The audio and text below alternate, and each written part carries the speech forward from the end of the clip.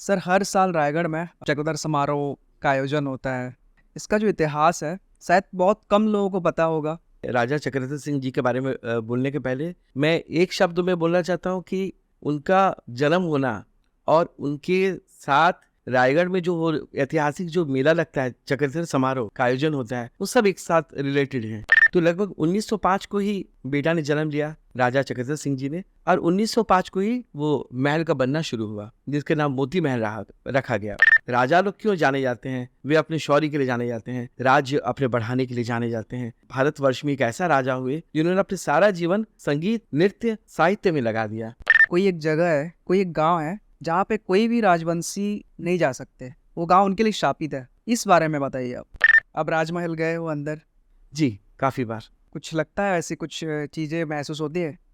कुछ मतलब आभास तो नहीं होते, लेकिन एक तकलीफ तो महसूस होती है। तकलीफ एक महसूस होती है। जी। आपने बताया कि राजा चक्रधर सिंह जी की मृत्यु 42 वर्ष की उम्र में हुई। क्या रीजन था कि इतने कम उम्र में वो इस दुनिया से चले गए? एक राजा को भी एक प्रेशर होता है, तो मुझे लगता है कम उम्र में उनका जाना कुछ प्रेशर के कारण। नमस्ते दोस्तों, स्वागत है आपका दूसरा बात पॉडकास्ट की इस स्पेशल एपिसोड में। बहुत ही ज़्यादा स्पेशल एपिसोड है क्योंकि आज के जो हमारे गेस्ट हैं मिस्टर संदीप बनर्जी सर, जो एक सिंगर है और एक म्यूज़िक कंपोजर है, लेकिन उससे कहीं ज़्यादा ये पॉडकास्ट है क्योंकि आज संदीप सर जी के साथ हम बात करेंगे कलानगरी रायगढ़ के कला मर्मज्ञ महाराजा चक्रधर सिंह जी के बारे में।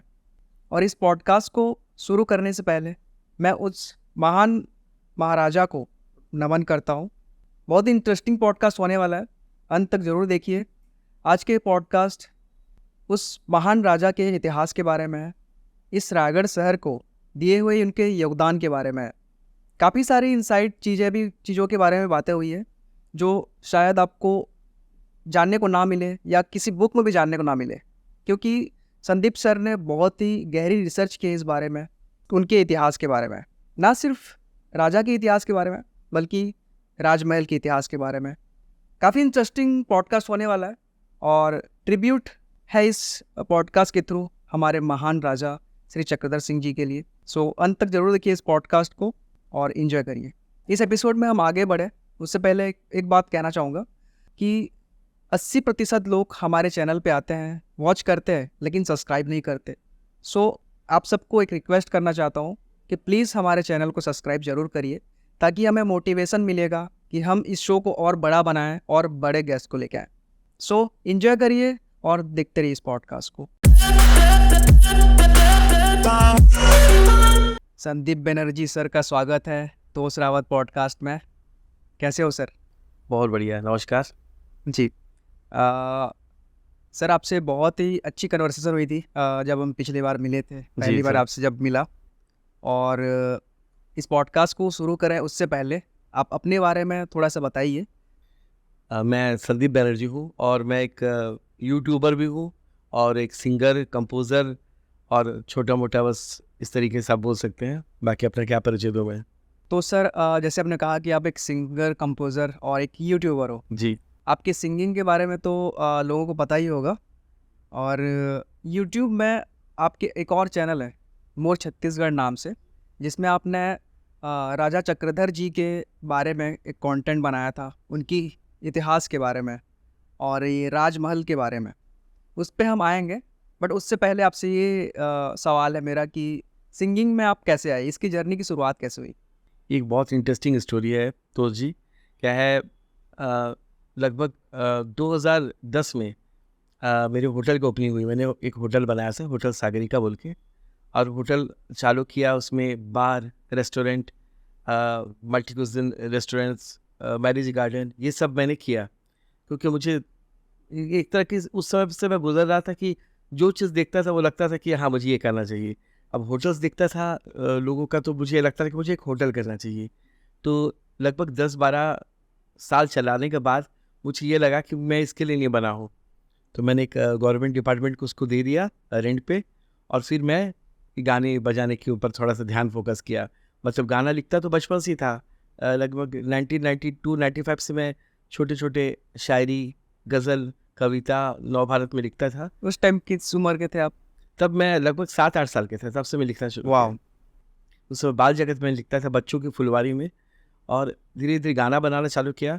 फिर जब होटल का मैंने दे दिया, होटल को, ये जीएसटी डिपार्टमेंट को, तब उसके बाद मैंने फुल प्लस गाना लिखना, कंपोज करना और गाना चालू कर दिया। तो सर सिंगिंग में आप आए शौकिया तौर पे आए, जी। तो सीखा कैसे आपने, कहाँ से? सीखा तो ये कि बचपन से ही मतलब एक हमारा जो घर था वो एक बंगाली फैमिली है, तो थोड़ा म्यूजिकल फैमिली था। मेरी बड़ी दीदी है गोपा सानियाल रायपुर में, वो भी एक अच्छी बहुत शास्त्रीय गायिका है। छोटी वाली जो सिस्टर है वो भी गाना गाती है। उन्होंने विधिवत शिक्षा लिया है संगीत का, और मैं उनको देख देख के मुझे इंटरेस्ट आ गया कि मुझे भी गाना चाहिए। हालांकि मैं वायलिन पे वो किया हूँ, प्रभाकर किया हूँ, मैंने डिप्लोमा लिया है, लेकिन गाने में मैंने कोई वोकल में कोई नहीं लिया नहीं था मैंने। वो सुन सुन के पहले टेप रिकॉर्डर्स, फिर सीडी, उसके बाद ये सब सुन सुन के मुझे इंटरेस्ट आया। तो आप टेप रिकॉर्डर, सीडीज वगैरह जब थे, उस टाइम से आपके गाने वगैरह आ रहे थे? नहीं, मैंने एक्चुअली में मेरा गाना आया, मुझे लगता है 2017 को आया। ओके। पहला सीडी मेरा रिलीज हुआ था, छत्तीसगढ़ी दाई बोल के, छत्तीसगढ़ी दाई। तो उसके बाद मैं यूट्यूब में गाना चालू किया, खुद गाना बनाना चालू कर दिया। फिर अपने एक ऑफिशियल चैनल बनाया, संदीप बनर्जी ऑफिशियल, उस पर मैं गाने डालना चालू कर दिया, अपने रिलीज़ करना। तो किस किस जॉनर्स के सॉन्ग्स आपको पसंद है सुनने और गाने दोनों में? मुझे हर तरीके का, लेकिन मेरा फेवरेट तो खैर गज़ल है, थोड़ा बहुत भजन है, लेकिन चूँकि छत्तीसगढ़िया हूँ मैं, तो मैं छत्तीसगढ़ी जोनरा में गाना गा रहा हूँ अभी। मुझे मेरे फेवरेट यही है आजकल कि छत्तीसगढ़ी में गीत गाऊँ। तो छत्तीसगढ़ के इस रायगढ़ शहर में जो पुराने आर्टिस्ट हैं, उनसे आप मिले हो? काफ़ी से। किन किन से मिले हो आप? पुराने आर्टिस्ट में का मतलब क्या है आपका, मतलब क्लासिकल बेस्ड हाँ, या? मतलब क्लासिकल बेस्ड, आप जिनसे भी मिले हो उनके बारे में थोड़ा सा बात करते हैं। जी। छत्तीसगढ़ के सबसे बड़े जो कला गुरु हैं वो हैं हमारे वेदवाली सिंह ठाकुर जी, जो मतलब जिनके स्टूडेंट्स रायगढ़ के सारे जो संगीत, जो अभी बड़े बड़े दिग्गज उनके स्टूडेंट्स से हैं, उनसे तो ऐसे ही मिला करता था मैं, जैसे दीदी लोग के साथ जाता था तो। और बाकी रायगढ़ के बहुत सारे सिंगर्स हैं, जैसे राकेश शर्मा जी, उनसे भी कई बार मिल चुका था। हालांकि गाने बजाने के बारे में कोई डिस्कस नहीं होता है, यूँ फॉर्मली मुलाकात होता है, लेकिन सारे से मिल चुका मैंने। सर हर साल रायगढ़ में चक्रधर समारोह का आयोजन होता है, बट इसकी जो हिस्ट्री है, इसका जो इतिहास है, शायद बहुत कम लोगों को पता होगा कि इसका रीज़न क्या है इस आयोजन का हर साल होना। जी। और आपने कुछ वीडियोस शेयर किए, रिसर्च किए, एक डॉक्यूमेंट्री टाइप से आपने बनाया था जी। राजा चक्रधर जी के बारे में। सो मैं ये चाहता हूँ इस पॉडकास्ट के थ्रू कुछ इंसाइट्स मिले हमें भी उस बारे में।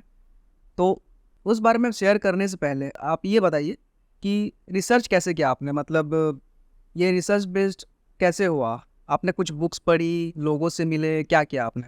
देखिए, बुक्स तो मैंने पढ़ा है। एक रायगढ़ दरबार बोल के एक पुस्तक है, बहुत कम लोगों ने पढ़ा होगा, पीडी आशीर्वादम जी का रायगढ़ दरबार, उनको उसको तो मैंने पढ़ा है। लेकिन एक बुक पढ़ना और किसी ऐसे व्यक्ति से मिलना जो कि उसके गवाह रह चुके हैं उस चीज़ के, वो बहुत बड़ी बात है।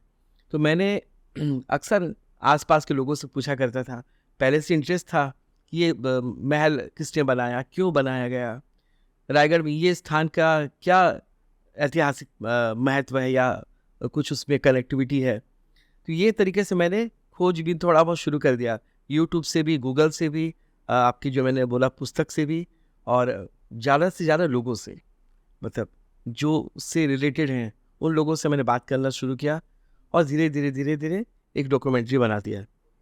तो शुरुआत से बताइए सर, उस महान हस्ती के बारे में, जी। उनकी कहानी के बारे में। जी।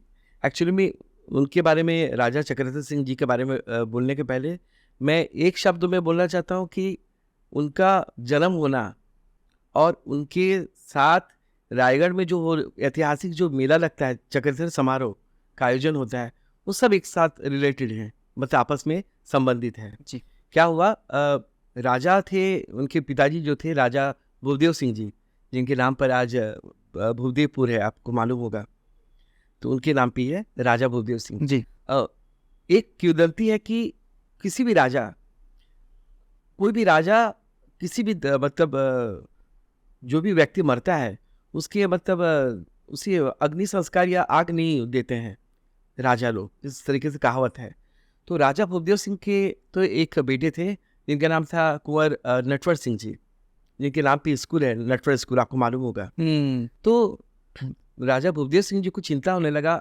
ऐसा कहा जाता है कि मेरे मरने के बाद मुझे मुखाग्नि कौन देगा, क्योंकि कोई राजा किसी मृत आत्मा को या मृत व्यक्ति को मुखाग्नि नहीं दे सकता। तो उनके जाने के बाद उनके बड़े जो ज्येष्ठ पुत्र ही देंगे, लेकिन चूंकि नहीं दे सकते हैं और उनके आगे कोई पुत्र नहीं थे, उनको चिंता सताने लगा। तो उन्होंने जगन्नाथपुरी में जाके एक मन्नत मांगी। ये मांगी कि मुझे एक पुत्र की प्राप्ति हो बोल के। तो कहा जाता है 14 साल बाद, मतलब ये नटवर सिंह जी के जन्म के 14 साल बाद महाराजा भूदेव सिंह जी के घर पे एक बेटा ने जन्म लिया, जिनका नाम रखा गया था लाल चक्रधर सिंह, और उनको बचपन में प्यार से लोग बोलते थे नन्हे महाराज जी। तो उनका जन्म हुआ। जन्म होने के बाद राजा साहब ने रायगढ़ में कच्छ गुजरात से 2 बड़े ठेकेदार आए हुए थे, रेलवे ठेकेदार। एक का नाम था श्याम वालजी सावरिया जी, और एक का नाम था जयराम जी। तो दोनों ठेकेदारों को उन्होंने आदेश दिया कि हमारे बेटे के नाम पर एक बड़ा अच्छा महल बना दो। जी। तो लगभग 1905 को ही बेटा ने जन्म लिया, राजा चक्रधर सिंह जी ने, और 1905 को ही वो महल का बनना शुरू हुआ, जिसका नाम मोती महल रखा गया। अब मोती महल इसलिए रखा गया, आप तो सिविल इंजीनियर हो, आपको मालूम है जब भी कोई चीज़ प्लेथ लेवल पे आती है, उसमें कोई एक शगुन के रूप में कोई पैसा देता है, कोई सोना देता है कि उसकी बरकत के लिए। तो राजा ने कहा गया था कि राजा लोगों ने उसमें मोतियाँ डाली थी, तो उसका नाम मोती महल पड़ा। तो राजा ने खुश होकर मोती महल को बनाया था इनके लिए, राजा चक्रधर सिंह के लिए। तब तो कुंवर थे। तो बनते बनते 1910 हो गया, मतलब 5 साल में वो महल बन के तैयार हो गया। जी। उसके बाद एक और बात है, राजा साहब का जो जन्म है लगभग मेरे को लगता है 1905 को हुआ था, ये गणेश पूजा के दिन, गणेश चतुर्थी के दिन। अच्छा। तो हर वर्ष वो बड़े बड़े दिग्गजों को बुलाते थे रायगढ़ में, महीनों तक कार्यक्रम चलता था, और उसका नाम दिया गया था गणेश मेला, जो आज चक्रधर समारोह बोलते हैं, वो पहले गणेश मेला के नाम से विख्यात था। ओके। तब से लेकर राजा साहब यानी कि भूदेव सिंह से लेकर फिर उनके बड़े पुत्र नटवर सिंह से लेकर चक्रधर जी के काल तक पूरा ये सांगीतिक जो समारोह है वो जारी रहा था। और उस दौरान लगभग 1 महीने तक प्रोग्राम होता था। उसमें आपका लखनऊ, हैदराबाद, इंदौर, मतलब समूचे भारत के बड़े बड़े आर्टिस्ट लोग आके परफॉर्म करते थे रायगढ़ में, और धूमधाम से मनाया जाता था गणेश पूजा, और इस तरीके से चक्रधर जी के समारोह का आयोजन होता रहा। मतलब जो चक्रधर समारोह का आयोजन होता है, उस समय राजा चक्रधर जी जो थे उनका जन्म हुआ, उनके जन्म के उत्सव में, खुशी में ये मनाया जाता था। उनके पिता ने रखा, जो कि मेरे को लगता है 1987 से गवर्नमेंट ने ले लिया, और 2000 जब छत्तीसगढ़ का गठन हुआ 2000 में, तब उसका नाम उन्होंने चक्रधर समारोह रखा, और वो 10 दिवसीय प्रोग्राम हुआ। पहले वो 1 महीने तक होता था, फिर 2 दिन तक होता था 2 दिवसीय, फिर उसके बाद उन्होंने सीधा इसको 10 दिवसीय रख दिया। ये पूरी तरह से संगीत के ऊपर, सांस्कृतिक के ऊपर, कल्चर के ऊपर ये प्रोग्राम है। तो कहीं ना कहीं ये चीज़ है कि उस ज़माने में जो हमारे राजा थे, वो संस्कृति को लेके, कल्चर को लेके, म्यूज़िक और ये संगीत, ये हर चीज़ को लेके बहुत ज़्यादा पैशनेट थे, तभी ये सारी चीज़ें हो रही है। आपको शायद मालूम होगा, जिस राजा रजवाड़ों के ज़माने में, वो तो एक उस समय तो टेलीविज़न नहीं था, यूट्यूब नहीं था जी। कोई मनोरंजन का कोई मतलब माध्यम नहीं था। उस समय राजा महाराजाओं को तो शौक हुआ करता था महफिलें करना, मतलब नृत्य करवाना, देखना। लेकिन हमारे राजा चक्रधर सिंह जी ऐसे व्यक्ति थे, महान पुरुष थे, उन्होंने इसको अपना जीवन कर लिया, जीवन बना लिया। मतलब वो सारे बड़े बड़े उस्ताद नर्तकियों और वो सब जितने कलाकारों को रायगढ़ में बुलाते थे, साहित्यकारों लोगों को, जहाँ पर शायरी, मुशायरा और सारे ये सब आयोजन होते थे, और ऊपर से वो उनको मतलब उचित पारिश्रमिक और इनाम भी देते थे, जिसको इनाम कहा जाता था। तो वो उन्होंने कथक, नृत्य, साहित्य और सारे जो संगीत है, संगीत के जितने माध्यम है, उनको संरक्षण भी दिया, उनको पारिश्रमिक भी दिया, उसको बढ़ावा भी दिया और उसको बहुत ज़्यादा फलीभूत किया और रायगढ़ को एक रायगढ़ दरबार के नाम से विख्यात किया। मतलब रायगढ़ उस समय छत्तीसगढ़ था, छत्तीसगढ़ नहीं था, मध्य प्रदेश में था, लेकिन रायगढ़ तब भी काफ़ी फेमस था। इसे कला तीर्थ कहा जाता है। मतलब इतने संगीत को चाहने वाला राजा, आज तक राजा लोग क्यों जाने जाते हैं? वे अपने शौर्य के लिए जाने जाते हैं, राज्य अपने बढ़ाने के लिए जाने जी। जाते हैं, या फिर और भी बहुत चीज़ों में। इस भारतवर्ष में एक ऐसा राजा हुए जिन्होंने अपने सारा जीवन संगीत, नृत्य, साहित्य में लगा दिया। इस तरीके से उन्होंने संगीत को एक बहुत बड़े स्तर तक ले जाने की मादा रखते थे। तो रायगढ़ शहर को कला की नगरी इसलिए कहा जाता है क्योंकि राजा चक्रधर सिंह जी ने इस कला को इस संस्कृति को आगे लेकर आए। जी। तो सर आपके रिसर्च के वक्त आपने क्या ऑब्जर्व किया, मतलब कि जितने भी राजा जी के बारे में आपने चीज़ें सुनी, देखी, पढ़ी होंगी, वो पर्सन कैसे थे? मतलब ऐसे कैसे बन गए कि वो आ, इस लेवल पे ये आज जो हो रहा है ये समारोह, ये उनकी वजह से है, उनकी देन है। कहीं ना कहीं उनकी पर्सनालिटी एज ए पर्सन उन्होंने खुद को वो दिया है हमको। ऐसा मैंने जैसे सुना है, उनके जो पिता थे राजा भूपदेव सिंह जी, वे अपने समय पे वो भी संगीत के काफ़ी शौकीन थे।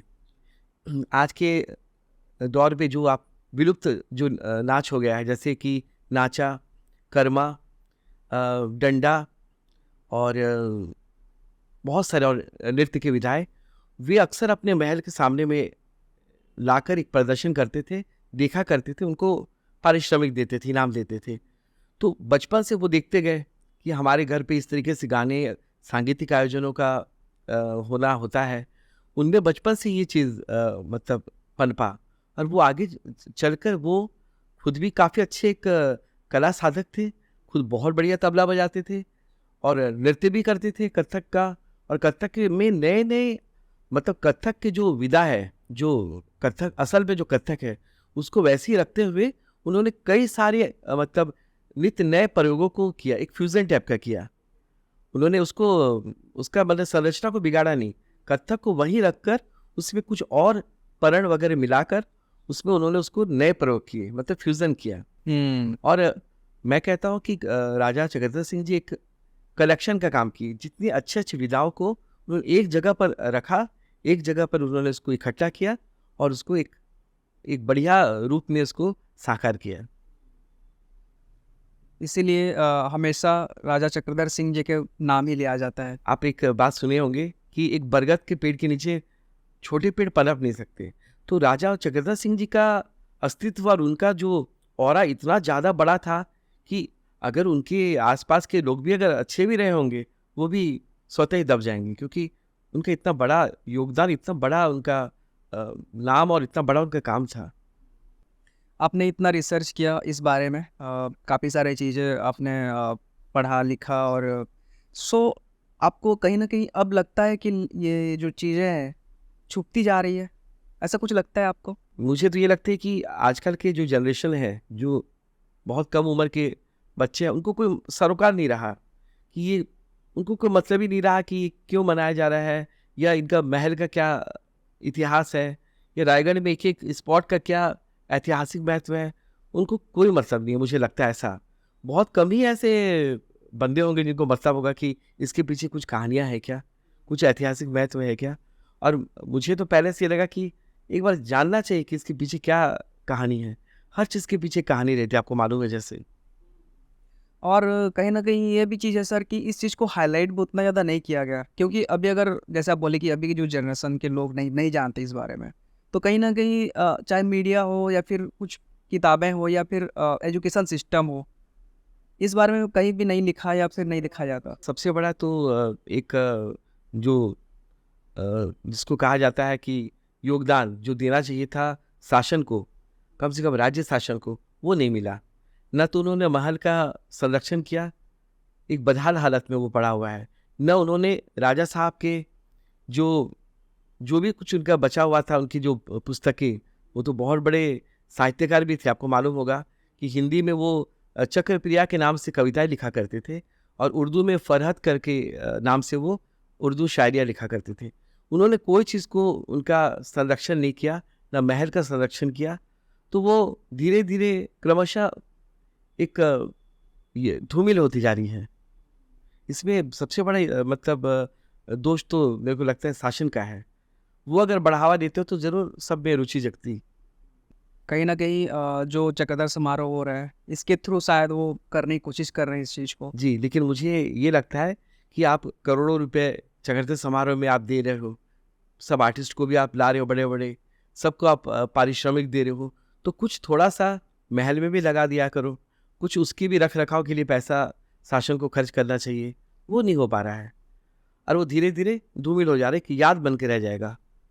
शायद इसीलिए राजा चक्रधर सिंह जी जो हैं वो जब थे तो सब चीज़ सही था, मतलब राजमहल भी। तो कहीं न कहीं होता है ना सर कि एक पर्सन स्पेशल होते हैं वो, जो हर चीज़ को साथ में लेके चलते हैं, तो कहीं न कहीं कुछ न कुछ कमी तो रह ही जाएगी। मेरा तो बस इतना कहना है कि जिस राजा ने कथक के लिए, नृत्य के लिए, संगीत के लिए अपना सारा जीवन समर्पित कर दिया है, कम से कम उस समर्पण को सम्मान देते हुए उनके जो रखे हुए ग्रंथ, किताब, साहित्य, उनका वो जहाँ पर रहते थे, उस महल का कम से कम संरक्षण होना ज़रूरी है।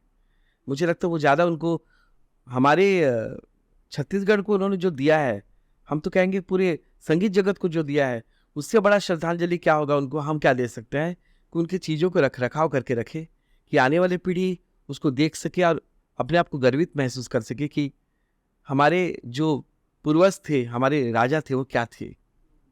जो राजवंश के अभी भी लोग हैं, उनसे आप मिले, जी। तो इस बारे में बात हुई आपसे कि क्यों ऐसा हो रहा है? अब देखिए किसी भी प्रकार के गवर्नमेंट से या शासन से मदद न मिलने का मलाल तो उनको है ही। आप करोड़ों लाखों रुपए खर्च करके उनके समारोह को तो आप जीवंत कर रखे हो, लेकिन आप उनके महल की तरफ थोड़ा भी ध्यान नहीं दिए हो, उनके ग्रंथों, उनके साहित्य को कोई आपने महत्व नहीं दिया, तो उस चीज़ का तो मलाल मुझे लगता है उनको होगा ही। ये तो मतलब आप समझ ही सकते हो, लेकिन कुछ कर नहीं पाएंगे उसमें ना आप। राजा जी के बारे में उनके राजवंशी लोगों से आप क्या सुनते हो? अब उनके बारे में तो क्या है, हर नित्य नए सुनने को मिलता है कि उनके हम कभी सुनते हैं वो एक अच्छे तबला वादक थे, या अच्छे सितार वादक थे, एक अच्छे तीरंदाज थे, एक अच्छे फुटबॉलर थे। वो राजकुमार कॉलेज से अपनी विद्या अध्ययन किए थे, फिर छिंदवाड़ा में जाके प्रशासनिक ट्रेनिंग लिए थे। तो एक 19 साल के राजा अपने लगभग 42 साल की उम्र में वो इस दुनिया को अलविदा कह चुके हैं। उनकी इतनी कंट्रीब्यूशन है म्यूज़िक में और डांस में, साहित्य में, कविताओं में, कि उसको तो मतलब समेट पाना बहुत मुश्किल है। मतलब उनको योगदानों को बयान करना ही बहुत ज़्यादा मुश्किल है एक वर्ड्स में। आपने बताया कि राजा चक्रधर सिंह जी की मृत्यु 42 वर्ष की उम्र में हुई। क्या रीज़न था कि इतने कम उम्र में वो इस दुनिया से चले गए? देखिए, राजा चक्रधर जी हुए तो थे गुलाम भारत में 1905 को, जब उस समय जो ब्रिटिश शासन थे वो संगीत, नृत्य, कला को बिल्कुल दबा के रखे थे। उस समय पे उन्होंने रायगढ़ में इस तरीके से बड़ा एक संगीत को महत्व दिया, संगीत का संरक्षण किया। उसके बाद 1947 में जब ये भारत आज़ाद हो गया, उस समय उसके मुझे लगता है अक्टूबर महीने में उनका देहावसान हो गया। तो वो जो चाहते थे वो नहीं कर पाए, वो और भी कुछ चाहते थे करना शायद साहित्य के लिए, नृत्य के लिए, कथक के लिए। तो एक राजा को भी एक प्रेशर होता है, तो मुझे लगता है कम उम्र में उनका जाना कुछ प्रेशर के कारण, कुछ भी कारण हो सकता है। आजकल तो आप जानते हैं कि इंसान जब बहुत ज़्यादा एक अलग विचलित मन होता है, तब जी। वो उनका जाना हो जाता है, तो उम्र का तो कोई बात ही नहीं उसमें। जी। लेकिन इतनी कम उम्र में उन्होंने जो किया वो बहुत बड़ी बात है। हो सकता है अगर और ज़्यादा साल जिंदा रहते वो बिल्कुल। तो बहुत तो कुछ एक कहावत है ना एक फिल्म की कि इंसान की उम्र लंबी नहीं होती, लंबी नहीं होनी चाहिए, बड़ी होनी चाहिए। तो मेरे को लगता है ये मिसाल उनके ऊपर बहुत फिट बैठता है। बिल्कुल उन्होंने लंबा नहीं जिया पर बहुत बड़ा जीवन जिया। जी, इसलिए हम आज भी उनको याद करते हैं, जी, दिल से याद करते हैं। सही है। सर आपने एक चीज़ कही थी कि कोई एक जगह है, कोई एक गांव है जहाँ पे कोई भी राजवंशी नहीं जा सकते, उन वो गांव उनके लिए शापित है। इस बारे में बताइए आप। गाँव है बुनगा। बुनगा में क्या है, राजा चक्रधर जी के सबसे बड़े पूर्वज थे, जिन्होंने रायगढ़ को बनाया। आप ये बोल सकते हैं रायगढ़ का नाम उन्होंने ही दिया, रायगढ़। चूंकि यहाँ पर बहुत राय वृक्ष हुआ करते हैं, कांटेदार वृक्ष पाए जाते हैं राय नाम का। उन्होंने जब देखा कि यहाँ पर काफी राय वृक्ष हैं, जब ये गढ़ यहाँ स्थापित करे थे तो उन्होंने नाम रखा इसका रायगढ़। और वो पहले बुनगा गए थे। वो असल में महाराष्ट्र, इनके जो पूर्वज थे वो महाराष्ट्र के थे। महाराष्ट्र के चांदा बोल के एक छोटे से जिले हैं, वहाँ पर बैरागढ़ी बोल के एक जगह है, बैरागढ़। बैरागढ़ के ही निवासी थे वो। यहाँ से लड़ते हुए आते हुए वो बुनगा में स्थापित हुए। बुनगा चूंकि एक जंगली जगह था, उसमें कोई किला बनाने का जगह नहीं था, तो उन्होंने रायगढ़ आने के समय जब यहाँ पर किलो नदी के तट पर इन्होंने जगह को वो डिस्कवर किया जहाँ मोती महल स्थित है, तो उन्होंने देखा कि जगह एक महल बनाने के लिए, गढ़ बनाने के लिए काफ़ी उपयुक्त है। क्योंकि गढ़ बनाने के लिए आपको मालूम होना चाहिए कि नदी की भी ज़रूरत होती है, एक सिक्योरिटी की भी ज़रूरत होती है, एक ऊंचे जगह चाहिए। तो उस स्थान को बिल्कुल मतलब उचित माना गया। तो जब वहाँ वापस आ रहे थे, रायगढ़ में वो जा रहे थे, मूव कर रहे थे, तब उन्होंने एक कुल देवी था, उनको लाना वो भूल गए थे, कुछ कारणवश भूल गए थे। तो जब वो उनको याद आया कि यार हम तो कुल देवी को लाना ही भूल गए, तो उन्होंने अपने सारे जितने दरबारियों को सबको आदेश दिया कि कुल देवी को लाया जाए रायगढ़ में। तो कहा जाता है कि कुल देवी काफ़ी नाराज़ हो गई थी उस समय। कुल देवी ने उनको श्राप दे दिया कि तुम या तुम्हारे कोई भी परिवार के सदस्य हमारे गांव में नहीं आ पाओगे। राजे ने अथक प्रयास किया कि लोगों को भेज के, जैसे हाथियों को भेजा कि उनको लाने, तो हाथी का भी पैर वहाँ पर अटक जाता था। ऐसा कहा जाता था कि कोई वहाँ आ नहीं पाया और वो देवी माँ को ला नहीं पाया। तो तब से उनको एक स्वप्न हुआ कि तुम तो यहाँ पर आ नहीं सकते, तुम्हारे परिवार के भी कोई सदस्य आ नहीं सकते। तो एक रिवाज चला आ रहा है कि कोई भी उस परिवार के सदस्य जो कि शादी विवाह होने के पहले वहाँ जो बैगा रहते हैं, पुजारी को बैगा कहा जाता है, तो बैगा के हाथों से एक खटिया का निर्माण किया जाता है, जो कि देशी भाषा में बोला जाता है खाट बोला जाता है, जो नियार का बनाया जाता है। वो खुद अपने हाथों से तैयार करते हैं और उस पे वो मतलब जो नव दंपति उसमें सोते हैं और फिर अपने जीवन का शुरुआत करते हैं। तो वो उनको वो श्राप नहीं लगता है, इसलिए उसका नाम है गढ़ाइन देवी मंदिर। आज भी स्थित है आपके बुनगा गांव में, गढ़ाइन देवी नाम से। काफ़ी मान्यता है, काफ़ी उसमें लोगों का आस्था है आज भी। आप गए थे वहाँ पे जी, रिसर्च मैं के वहाँ टाइम? पर बिल्कुल वहाँ दर्शन करने गया था देवी माँ का, और एक अलग ही उसमें सुकून मिला मुझे। तो क्या फील था सर? मतलब एक ऐसा फील कि आपको शब्दों से बयां करना मुश्किल होगा। ऐसा लग रहा था कि वहाँ पर एक जीवंत कुछ है, तो वो चीज़ मैंने महसूस किया। अब राजमहल गए हो अंदर, जी, काफ़ी बार। कुछ लगता है ऐसी कुछ चीज़ें महसूस होती है?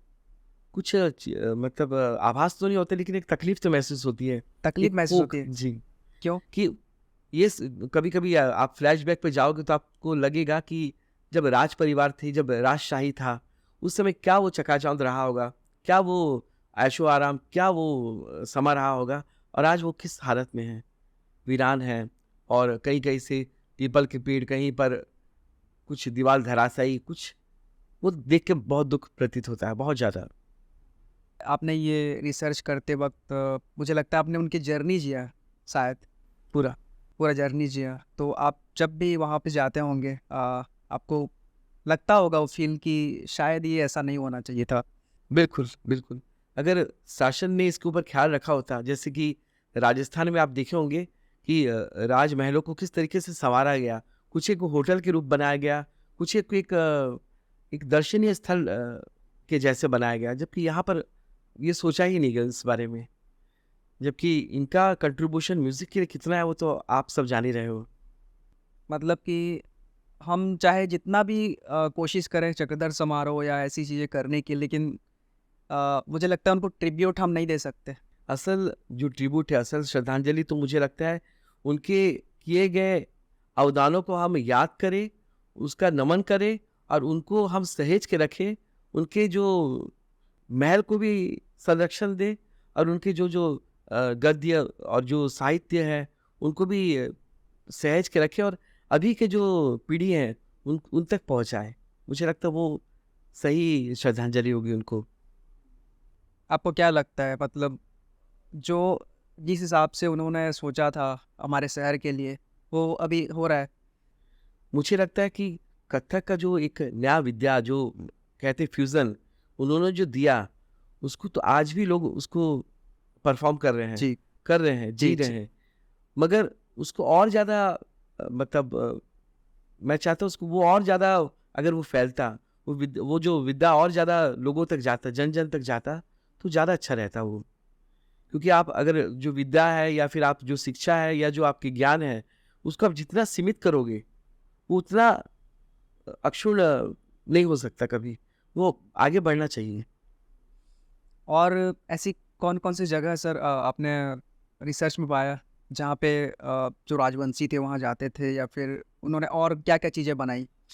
ऐसे ही जब जैसे रायगढ़ में एक जगह है आपका दरोगापाड़ा, जी, उसका नाम पहले था दरोगा मूड़ा।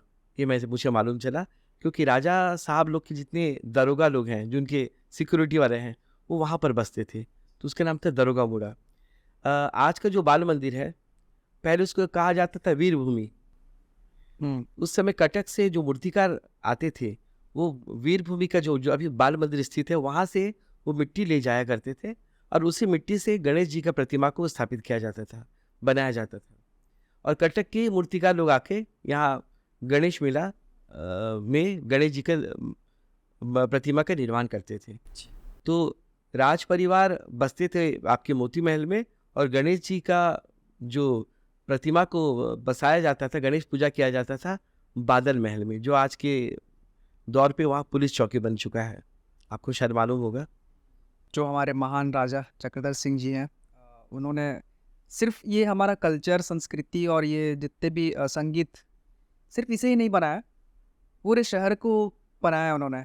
इसके बारे में थोड़ा-सा प्रकाश डालिए, ताकि एक कॉन्टेक्स्ट मिल जाएगा और एक बहुत ही अच्छी जानकारी हो सकती है। इसके बारे में आप थोड़ा-सा डेप्थ में बताइए सर। रायगढ़ शहर बना कैसे? रायगढ़ शहर को तो बनाया था उनके मुझे ऐसा मैंने पुस्तकों में पढ़ा है, लोगों से सुना है जी, कि राजा मदन सिंह ने रायगढ़ को मतलब राज्य की स्थापना किया था। चूँकि रायगढ़ संबलपुर की एक भाग था, आपको शायद मालूम होगा, उड़ीसा का भाग था। जब मदन सिंह जी रायगढ़ आए, तब उन्होंने अपना एक स्वतंत्र राज्य मदन कर सिंह लिया। कौन थे? इनके मतलब बहुत पहले के जो फर्स्ट राजा थे, ओके, उनका नाम था मदन वो सिंह। संबलपुर में थे। वो संबलपुर के राजा के अधीन एक सामंत थे। ओके, तो पहले रायगढ़ संबलपुर का एक हिस्सा था। जब इन्होंने रायगढ़ में आए ये, तो रायगढ़ को एक स्वतंत्र राज्य स्थापित किया और यहाँ पर वो राजा बन गया खुद। तो मदन सिंह से आते आते आते फिर आपके चक्रधर सिंह जी का शासन चला। चक्रधर सिंह के गुजर जाने के बाद कुछ महीनों तक उनके पुत्र ललित सिंह का शासन चला और जब 1947 मुझे लगता है 14 दिसंबर को संघ के साथ विलय हो गया, तो रायगढ़ से प्रथम राजा इनके पुत्र जो है ललित सिंह ने पहला जो अपने खजाने का चाबी है वो गवर्नमेंट को सौंपा। सबसे पहले रायगढ़ में राजा ने अपना चाबी को सौंपा और उस तरीके से राजतंत्र का मतलब एक एंड हो गया और प्रजातंत्र हुआ। प्रजातंत्र जब स्टार्ट हुई सर, उसके बाद क्या-क्या हुआ? उसके बाद तो आपको मालूम है राजतंत्र जाने के बाद गवर्नमेंट ने ले लिया, तो फिर गवर्नमेंट के हिसाब से काम चलने लगा।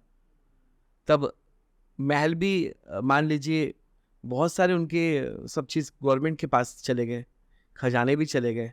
फिर राजशाही खुद ब खुद ख़त्म हो गया हर जगह का। और शायद बहुत लोग को मालूम नहीं होगा, ये जब 1947 15 अगस्त को भारत स्वतंत्र हुआ तो हमारे राजा चक्रधर सिंह जी ने नटवर स्कूल में के प्रांगण में पहला फ्लैग होस्ट किया था, जो तिरंगा लहराया था, इनके हाथों से हुआ था। और मुझे लगता है कि अगस्त 2 महीने के बाद ही इनका अवसान हो गया। मात्र 42 साल की उम्र में ये चले गए थे। शायद उसके बाद ही ये राजमहल की बात है और ये सारी चीज़ें थोड़ा सा उनका कम हो गया, दब गया सारी चीज़ें। कोई रखरखाव की कमी, ऊपर से आपके शासन को उदासीनता, ये सब। अभी शायद आपको ये भी मालूम नहीं होगा कि एक मंदिर है, समलाई मंदिर, राजमहल के सामने में एक समलाई मंदिर जी है। समलाई मंदिर के पीछे में नटवर सिंह जी का और चक्रधर सिंह जी का एक जहाँ पर उनका अंतिम कार्य किया गया था, एक स्तूप बना हुआ है, वो भी बदहाल पड़ा हुआ है आज की तिथि में। उसकी कोई रख रखाव नहीं, कुछ भी तरीके से वहाँ पर कुछ भी काम नहीं हुआ आज तक। आज भी वो अपने मतलब बदहाली पे मतलब जार जार रो रहा है। आज जिस तरह से हम देख रहे हैं उन चीज़ों को, तो वो जस्टिफाई नहीं करता सर। काफ़ी सारी बातें हुई सर, और इतना रिसर्च आपने किया बिना कोई अपने पर्सनल मोटिव या बिना कोई पर्सनल चीज़ों को लेके। मुझे असल में यही नहीं, मुझे और भी बहुत कुछ जगहों के बारे में मुझे जानना था, इच्छुक था मैं काफ़ी। बचपन से मैं पूछा करता था अपने पिताजी को कि पापा ये क्यों हुआ, ये ऐसा क्यों है। तो मुझे जिज्ञासा काफ़ी था, चूँकि मैं काम मतलब बहुत ज़्यादा ही इंट्रोवर्ट किस्म का हूँ। लेकिन मुझे हाँ, बहुत ज़्यादा अंदर में था कि ये ऐसा क्यों है, इसको किसने बनाया, ये ऐसा क्यों बंद पड़ा है। तो ये थोड़ा-सा खोजी मेरा जो था माइंड था, जो थॉट प्रोसेस था, वो शायद इसके कारण ही थोड़ा लिख पाया। सर रायगढ़ इंदिरा विहार में स्थित रानी महल के बारे में काफ़ी सारी बातें होती है आजकल। उसको भूतों का जगह भी कहा जाता है आजकल। काफ़ी सारी चीज़ें उसके बारे में बातें होती है। रानी महल को बनाया क्यों गया था एक्चुअली? मैंने जैसे सुना है, रानी महल को रंग महल कहा जाता था, ओके। रंग महल। और उसको मैंने ये सुना कि राजा के समय पे वे शिकार किया करते थे। जैसे वहाँ पर एक तालाब हुआ करता था पहले बहुत, तो तालाब में वन्य जीव लोग पानी पीने आते थे, हिरन, बाघ, ये सब पानी पीने आते थे। तो राजा लोग वहाँ पर शिकार किया करते थे। शिकार करके वहाँ एक आराम करने के लिए एक आरामगाह था, आप बोल सकते हो। और मैं तो ये भी सुना कि उसके नीचे एक सुरंग है, जो कि सीधा राजमहल पे मतलब हुआ जाता था। यहाँ तक रास्ता था जी, उसका। तो वो एक आप मान सकते हैं आजकल जैसे हम लोग पिकनिक स्पॉट थे, वो एक राजा लोग का एक पिकनिक स्पॉट टाइप का था। तो उसको रानी महल कहा जाता था या रंग महल। तो जो तरह-तरह की बातें होती है सर कि वहाँ भूतों का वास है या फिर नेगेटिव चीज़ें, ऐसा कुछ लगता है आपको?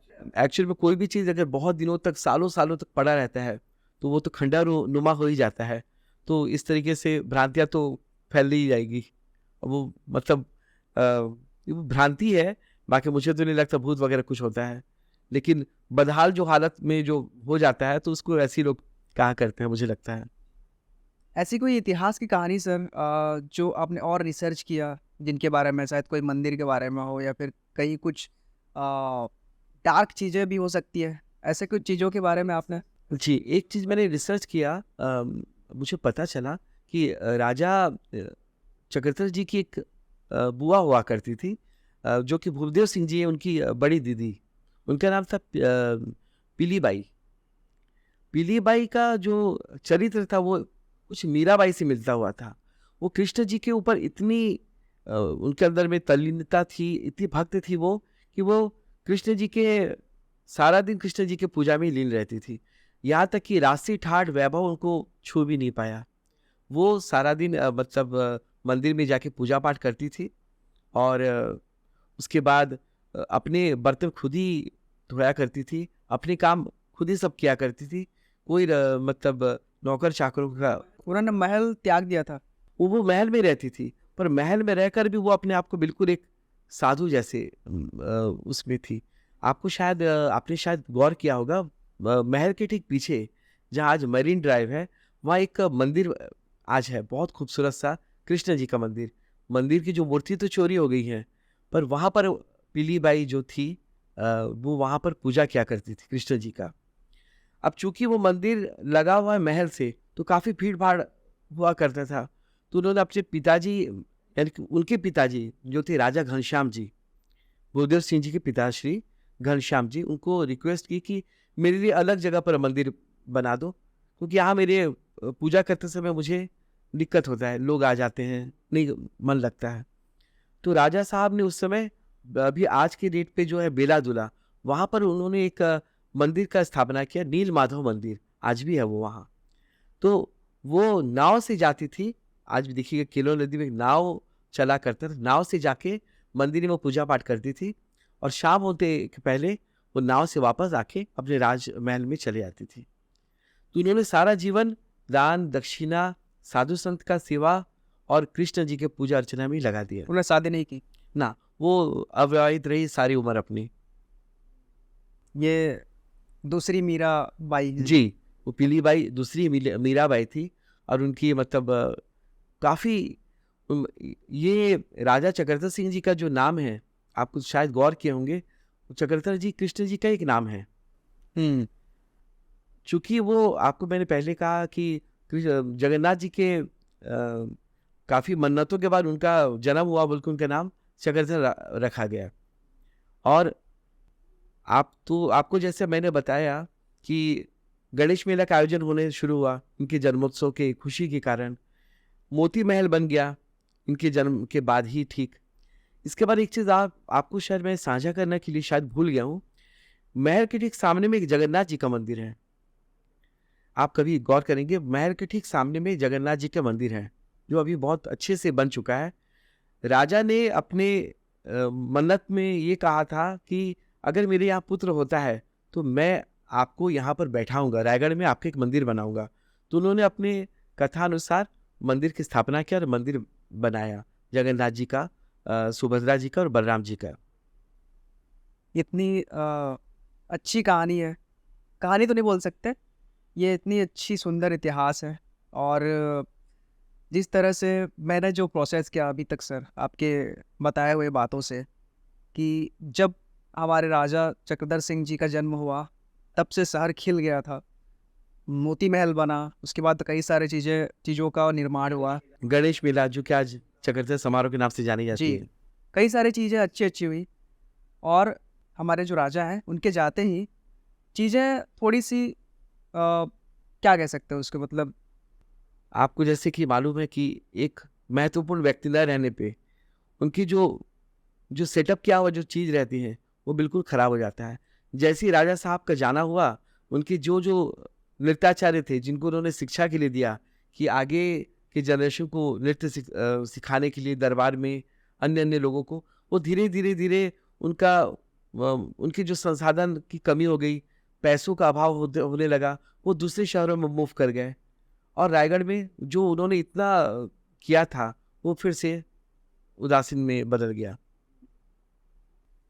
वो सिर्फ ये बात है सर कि वो महान इंसान जब तक थे इस दुनिया में, तब तक खिल के ही था ये बिल्कुल शहर। बिल्कुल, मतलब उस चीज़ को किसी ने भी उनके मतलब आने वाले पीढ़ी ने उसको आगे बढ़ाया नहीं, वो बिल्कुल वहीं पर रुक गया।